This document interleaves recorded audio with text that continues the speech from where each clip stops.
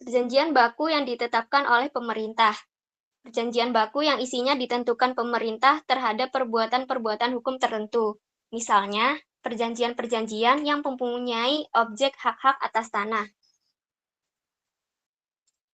Dan yang terakhir, perjanjian baku yang ditentukan di lingkungan notaris atau advokat, yaitu perjanjian-perjanjian yang konsepnya sejak semula sudah disediakan untuk memenuhi permintaan dari anggota masyarakat yang minta bantuan notaris atau advokat yang bersangkutan.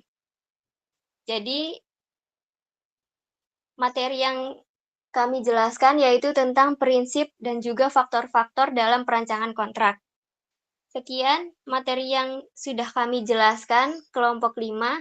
Apabila ada pertanyaan atau sanggahan, kami persilahkan. Yuk, sesi diskusi atau tanya jawab sudah dimulai. Untuk teman-teman boleh melakukan pendapat atau tanya jawab.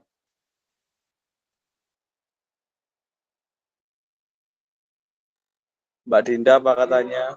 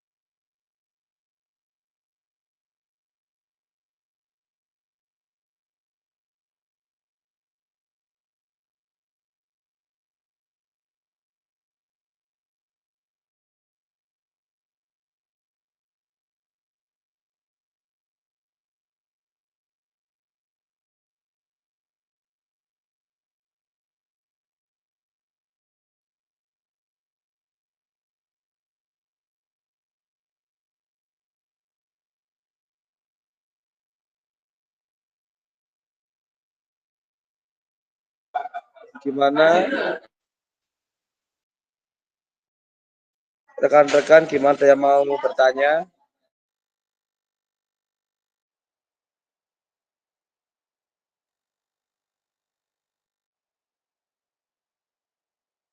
Oh iya Mas Niko, silakan bertanya.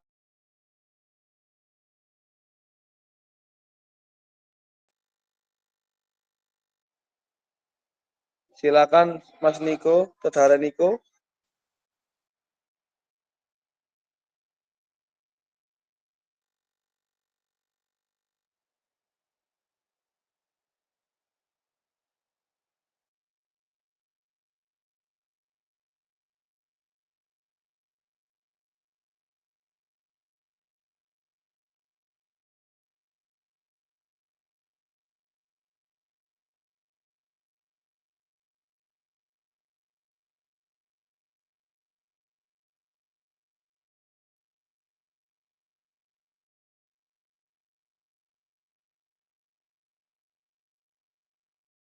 Halo, Mas Niko, silakan pertanyaannya. kedengeran nggak? Bener mas, Dengar, aman mas. Oke, sorry ini di pinggir jalan. Tadi materi menyebutkan pembahasan itu kan, faktor-faktor dan prinsip-prinsip ini perancangan kontrak. Iya. Nah, saya izin bertanya sangat simpel. Jikalau konteksnya itu adalah satu subjek itu dalam negara Indonesia dan satu subjek lain itu lintas negara itu atau negara dari negara luar. Nah, apakah konsepan faktor dan prinsip ini masih sama? Kalau berbeda, sebutkan dan apa dasar hukumnya. Terima kasih.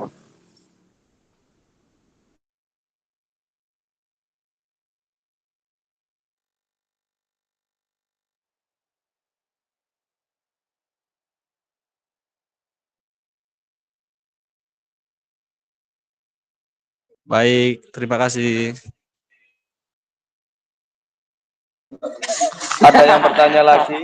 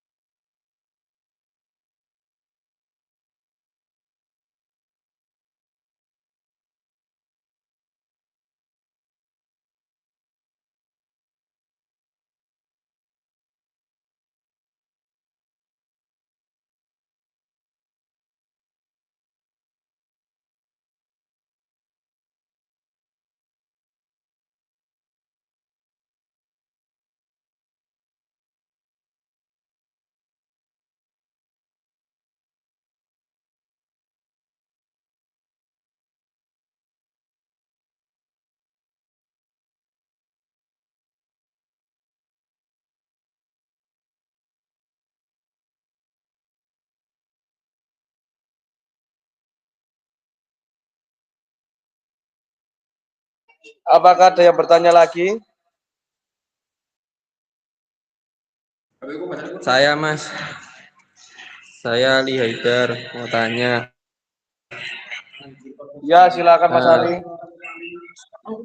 Jadi kan di PPT ini ada salah satu ahli berpendapat yaitu Maryam Badrul Zaman membagi jenis perjanjian baku menjadi 4 jenis. Yang pertama yang saya tanyakan adalah perjanjian baku sepihak. Perjanjian yang ditentukan oleh pihak yang kuat kedudukannya. Nah, kalau misalnya kita melihat dari definisi baku sepihak ini kan ditentukan oleh pihak yang paling kuat kedudukannya. Sedangkan kan kalau misalnya kita melihat dari asas konsensualisme, itu kan ada perbedaan di situ. Nah, bagaimana menurut pemateri soal hal itu? Oke, sekian, terima kasih. Terima kasih Mas Ali.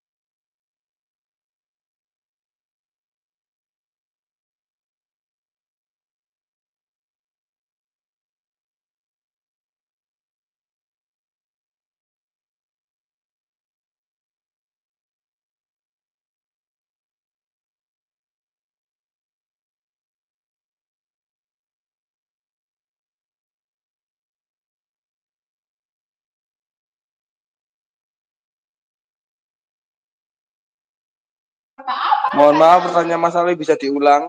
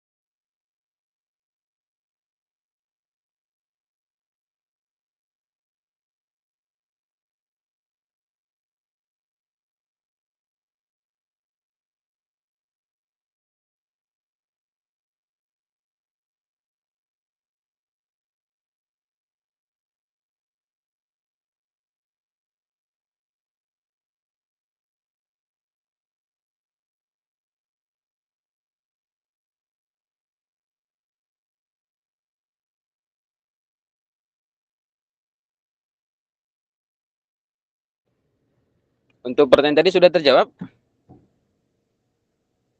Ya, Bapak sebentar ini mau menjawab. Oh iya, Yusnya. Oke, lanjut dulu. Ya, sebentar Bapak ya.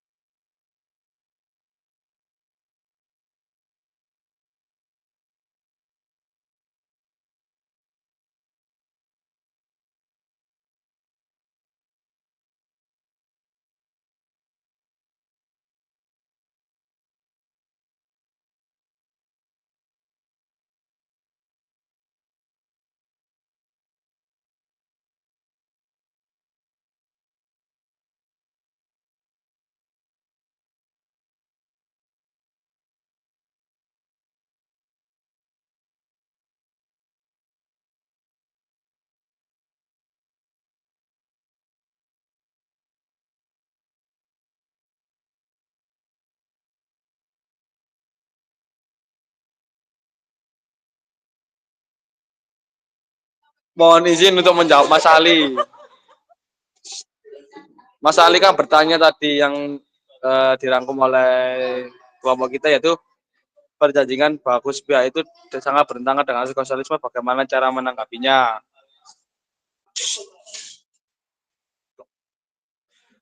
Perjanjian bagus pihak atau yang disebut perjanjian sepihak secara langsung bertentangan dengan asas konsensualisme dalam hukum kontrak.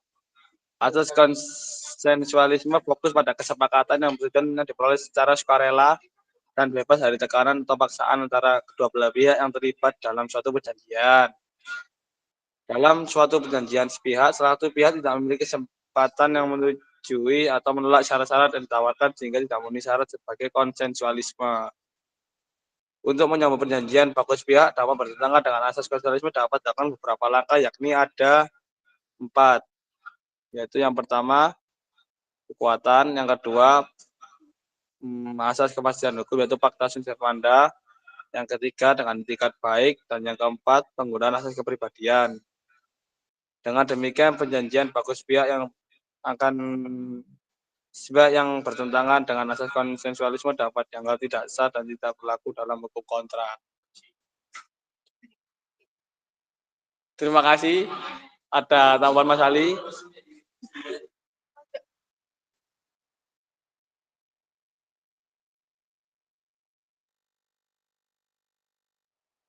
Baik, saya akan menjawab pertanyaan dari Mas Niko, yang mana pertanyaannya, jika ada dua pihak yang mempunyai kewarganegaraan berbeda melakukan suatu kontrak, apakah prinsipnya tetap digunakan sebagaimana prinsip yang sudah dijelaskan oleh pemateri?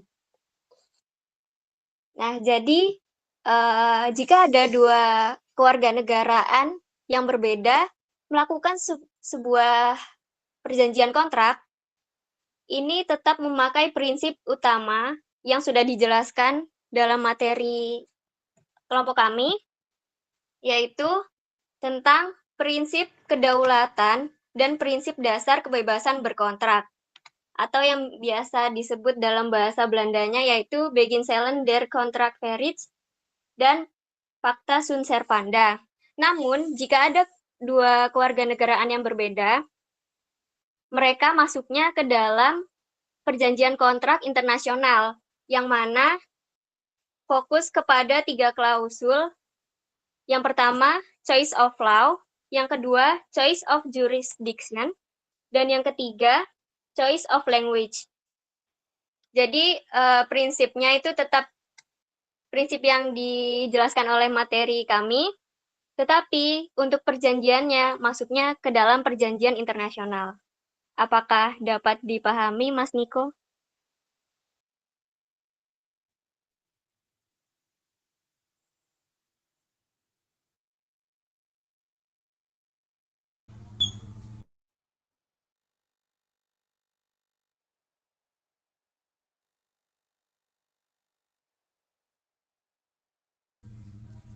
Oke, terima kasih materi.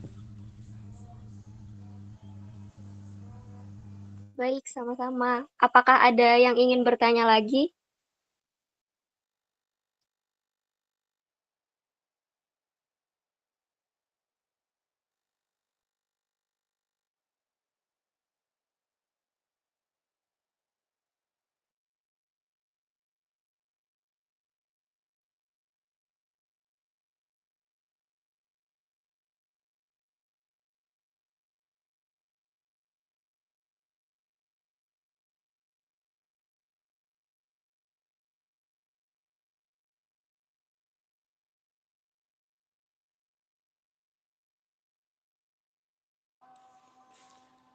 Iya, jadi kalau tidak ada yang bertanya, presentasinya mungkin bisa ditutup dulu. Ini ada yang ingin saya tambahkan atau saya sampaikan terkait sepihak atau dua belah pihak nanti gitu.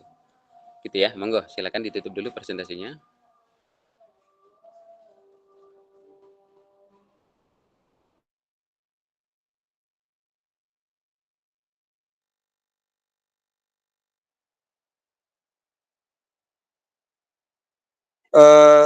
Sekian dari kelompok kami. Bila ada salah kata atau penjelasan yang kurang jelas, berterima kasih juga. Wassalamualaikum warahmatullahi wabarakatuh. Warahmatullahi wabarakatuh. Waalaikumsalam warahmatullahi wabarakatuh.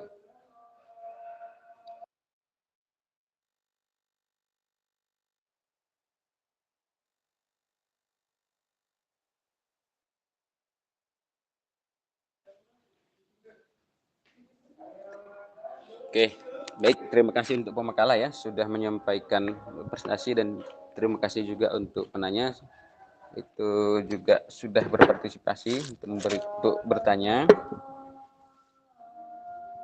Karena tadi ada pertanyaan terkait konsensus dalam kontrak gitu ya, maka saya teringat mengenai perikatan dan juga sebagai bentuk perjanjian nanti itu di awal sudah kita atau mungkin di awal sudah dibahas ya bahwasanya perjanjian itu ada yang bernama nominate dan ada perjanjian tidak bernama atau innominate ya. Nah, di dalam perjanjian bernama itu nanti ada salah satu bentuk perjanjian yaitu terkait perjanjian memberikan kuasa atau sederhananya surat kuasa gitu ya. Nah, ada kekhususan di dalam surat kuasa ini. Kalau yang namanya perjanjian itu kan selalu akan bersifat konsensus atau harus memunculkan kesepakatan yang dibuktikan dengan tanda tangan kedua belah pihak nanti gitu ya. Seandainya pun kalau dicabut itu juga harus berdasarkan kesepakatan kedua belah pihak. Jadi tidak boleh hanya sepihak.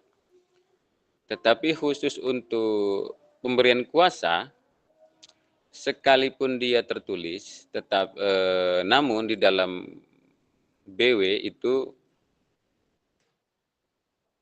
mengatur khusus untuk pemberian kuasa itu cukup sepihak. Maksudnya begini, bukan berarti tidak ada konsensus, tetap ada. Tetapi bentuk kesepihakan itu nanti terlihat dalam tanda tangan yang ada di dalam surat kuasa. Nah, sehingga di dalam surat kuasa, ketika ada pemberian kuasa dari pemberi kepada penerima kuasa, itu sebenarnya cukup hanya tanda tangan pemberi kuasa saja. Dengan dibubuhi meterai gitu ya, meterai 10.000 kalau sekarang. Dan di dalam BW tidak mengharuskan harus ada tanda tangan si penerima kuasa.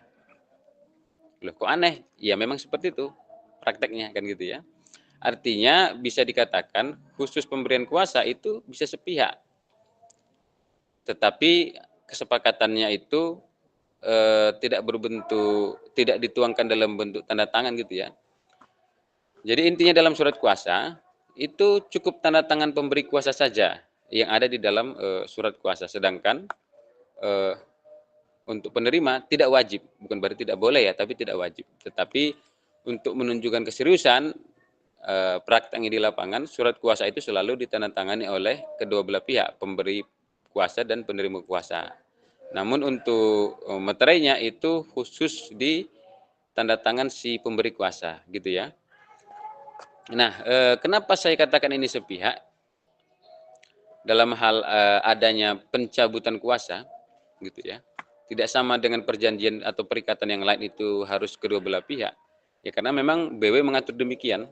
Sehingga dalam pelaksanaannya, ketika surat kuasa itu atau mungkin pemberian kuasa itu dianggap tidak efisien atau tidak dilakukan dengan baik, maka salah satu pihak itu boleh mencabut kuasanya terkait untuk memberi ataupun terkait untuk menerima. Itu bisa dicabut secara sepihak, gitu ya. Jadi intinya dalam surat kuasa itu tidak dibutuhkan kesepakatan jika terjadinya pencabutan kuasa. Jadi sederhananya jika ada pencabutan kuasa itu bukan meminta izin tetapi sifatnya memberitahu, gitu ya. Memberitahu kalau pemberi kuasa ingin mencabut kuasanya atau malah kebalikannya. Si penerima kuasa memberitahu kalau dia ingin mengundurkan diri dari siapa? Dari fungsinya sebagai penerima kuasa. Dan sifatnya memberitahu bukan meminta izin. Kalau meminta izin itu kan bersifat konsensus, tetapi khusus surat kuasa dia sifatnya hanya memberitahu saja kan gitu ya. Jadi ketika Anda tidak puaslah katakan dengan hasil kinerja orang yang Anda beri kuasa, Anda bisa cabut secara sepihak tanpa harus persetujuan si penerima kuasa. Dan hanya cuma kewajiban Anda hanya sebatas memberitahu saja, bukan meminta izin gitu ya. Begitu juga penerima kuasa, kalau seandainya dia tidak mendapatkan haknya sebagai penerima kuasa, contohnya biasanya berkaitan dengan fee biasanya gitu ya, itu bisa mencabut atau mengundurkan diri sebagai penerima kuasa kan gitu ya. Maka itu kenapa di dalam BW itu tidak wajib, tanda tangan penerima itu tidak wajib kan gitu kan. Oke, sampai sini paham ya? Nah, kadang prakteknya di lapangan ya tetap dibubuhkan kedua tanda tangan tersebut. Tapi ingat, terkait pencabutan atau pengunduran diri itu bisa dilakukan secara sepihak. Dan pihak yang mengetahui itu tidak boleh keberatan. Cuman di dalam BW mengatur begini, jangan sampai pencabutan surat kuasa tersebut itu merugikan. Nah, bahasanya gitu aja. Jangan sampai pencabutan kuasa tersebut merugikan pihak lainnya. Contohnya begini. Dalam prakteknya ya, umpamanya ini terkait surat kuasa khusus lah dari pemberi kuasa, yaitu seorang klien kepada penerima kuasa itu seorang advokat. Nah, ini akan berkaitan dengan masalah bayaran sih biasanya ya.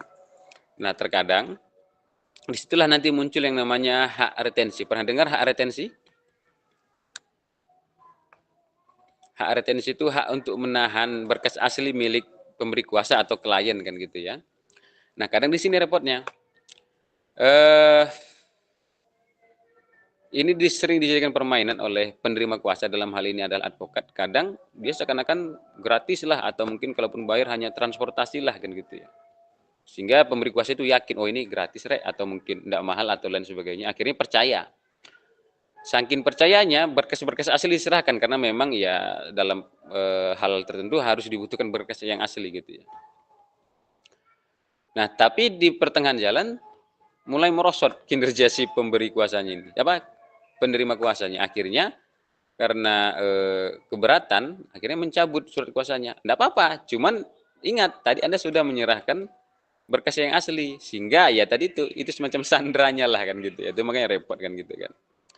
Nah, atau kebalikannya, bagaimana kalau pembayaran sudah lunas atau bayar di awal? Ternyata penerima kuasa ini tidak bisa menjalankan apa yang dikuasakan. Maka harus fair juga.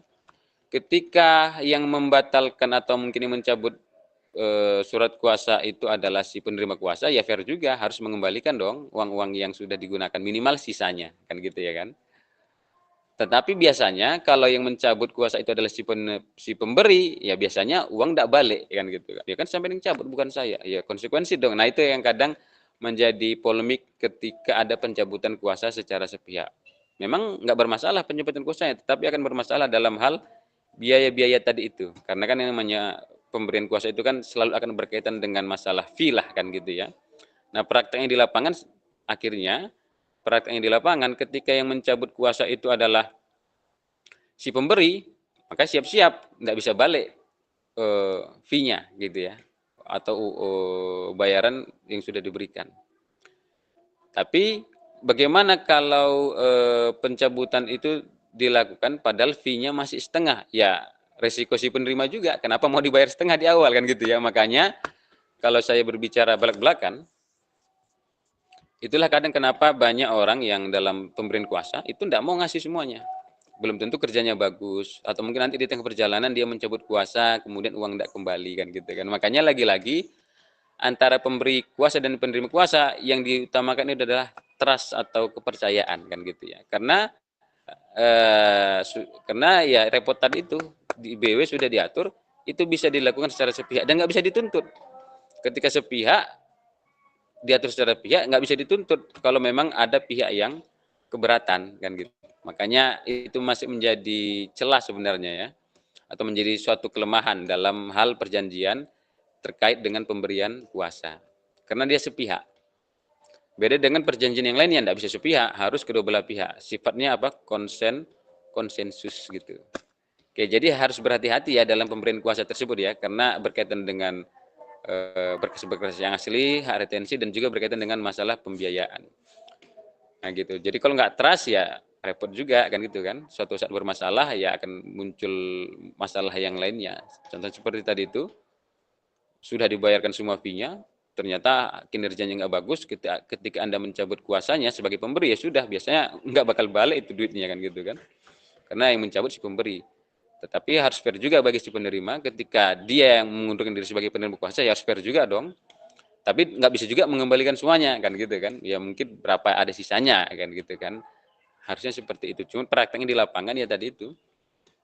Udahlah si penerima kuasa yang mencabut, tapi uang nggak dikembalikan, kan gitu. Makanya harus benar-benar selesai dulu masalah bayaran itu gimana teknisnya. Makanya kadang karena ini menjadi celah, makanya kadang dalam pemberian kuasa itu terkait pembayaran itu diatur juga dalam bentuk perjanjian, berapa kali bayar, kan gitu kan. Kemudian tahap-tahapnya bagaimana. Akhirnya itu yang harus diperkuat.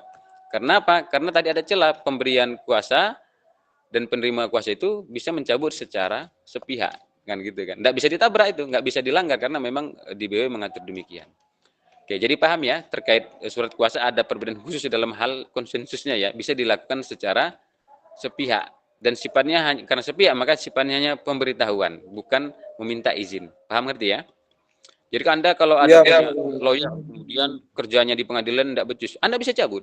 Langsung buat surat kuasa, langsung ajukan kepada hakim. Itu lawyernya nggak bisa ngapa-ngapain, mati di tempat dia gitu kan. Langsung disuruh hakim keluar. Ini maaf, ini ada pencabutan kuasa dari pemberi, sehingga Anda sebagai penerima kuasa tidak berhak lagi mewakili mendampingi pemberi kuasa, sehingga Anda juga tidak berhak hadir di ruang sidang. Silakan meninggalkan ruang sidang gitu. Nggak bisa komplain siapanya si penerimanya. Paling komplainnya saya tidak tahu, ya sudah, makanya sekarang saya kasih tahu, kan gitu kan.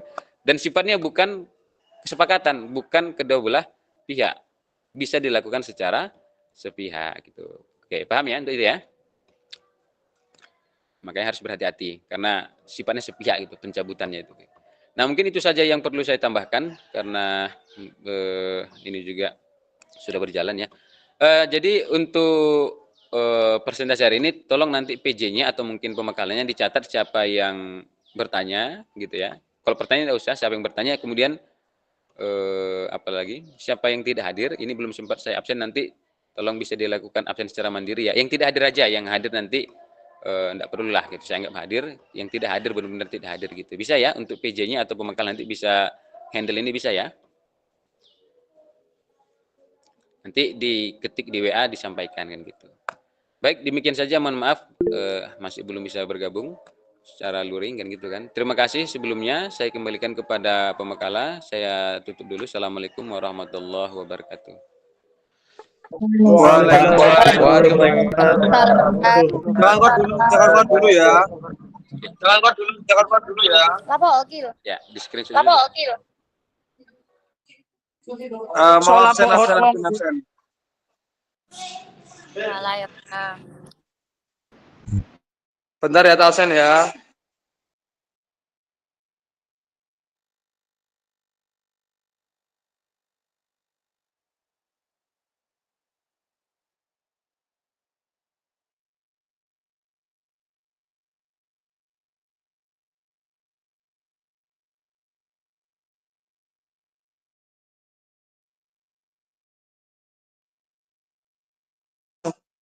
Ahmad Farhan.